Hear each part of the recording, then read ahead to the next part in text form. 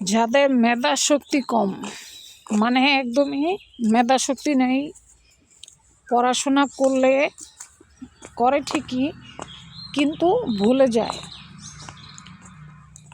অনেক বাচ্চা আছে একদম পড়তে পড়তে মনে করেন শহীদ হয়ে যায়। অনেক বাচ্চা কিন্তু এরকম আছে যে প্রচণ্ড পরিমাণে পড়ে ঠিকই কিন্তু তার মেধা প্রচুর দুর্বল। অনেক বাচ্চা ইচ্ছা করে পড়ে না, এই জন্য তার মেধা দুর্বল।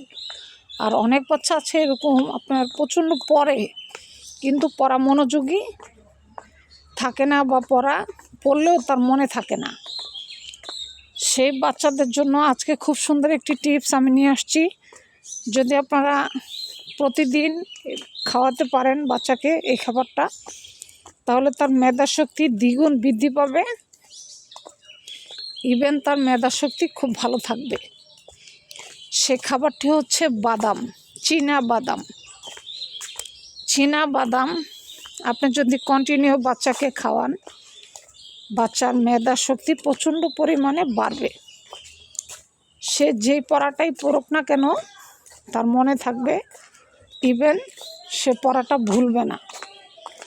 তাই যাদের মেধাশক্তি একদমই নাই তারা বিশেষ করে